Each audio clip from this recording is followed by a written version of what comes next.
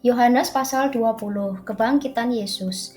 Pada hari pertama minggu itu, pagi-pagi benar ketika hari masih gelap, pergilah Maria Magdalena ke kubur itu dan ia melihat bahwa batu telah diambil dari kubur. Ia berlari-lari mendapatkan Simon Petrus dan murid yang lain yang dikasihi Yesus dan berkata kepada mereka, Tuhan telah diambil orang dan dari kuburnya dan kami tidak tahu di mana ia diletakkan. Maka berangkatlah Petrus dan murid yang lain itu ke kubur. Keduanya berlari bersama-sama, tetapi murid yang lain itu berlari lebih cepat daripada Petrus sehingga lebih dahulu sampai di kubur. Ia menjenguk ke dalam dan melihat kain kapan terletak di tanah, akan tetapi ia tidak masuk ke dalam. Maka datanglah Simon Petrus juga menyusul dia dan masuk ke dalam kubur itu.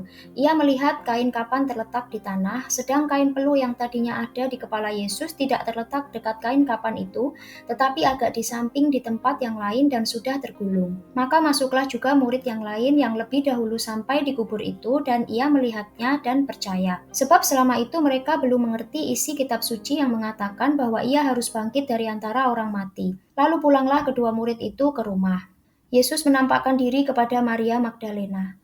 Tetapi Maria berdiri dekat kubur itu dan menangis. Sambil menangis ia menjenguk ke dalam kubur itu, dan tampaklah olehnya dua orang malaikat berpakaian putih, yang seorang duduk di sebelah kepala dan yang lain di sebelah kaki di tempat mayat Yesus terbaring. Kata malaikat-malaikat itu kepadanya, Ibu, mengapa engkau menangis? Jawab Maria kepada mereka, Tuhanku telah diambil orang dan aku tidak tahu di mana ia diletakkan. Sesudah berkata demikian, ia menoleh ke belakang dan melihat Yesus berdiri di situ, tetapi ia tidak tahu bahwa itu adalah Yesus. Kata Yesus kepadanya, Ibu, mengapa engkau menangis? Siapakah yang kau cari?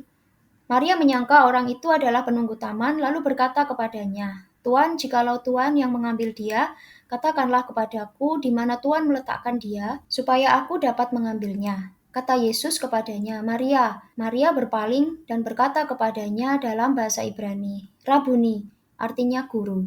Kata Yesus kepadanya, Janganlah engkau memegang aku, sebab aku belum pergi kepada Bapa, tetapi pergilah kepada saudara-saudaraku dan katakanlah kepada mereka bahwa sekarang aku akan pergi kepada Bapakku dan Bapamu, kepada Allahku dan Allahmu. Maria Magdalena pergi dan berkata kepada murid-murid, Aku telah melihat Tuhan, dan juga bahwa Dia yang mengatakan hal-hal itu kepadanya.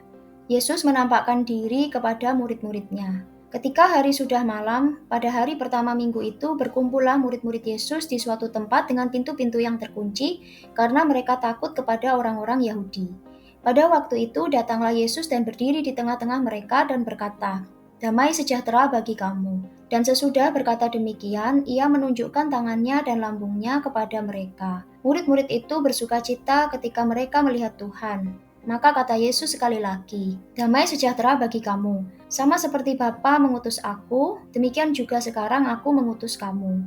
Dan sesudah berkata demikian, ia mengembusi mereka dan berkata, Terimalah Roh Kudus. Jikalau kamu mengampuni dosa orang, dosanya diampuni, dan jikalau kamu menyatakan dosa orang tetap ada, dosanya tetap ada.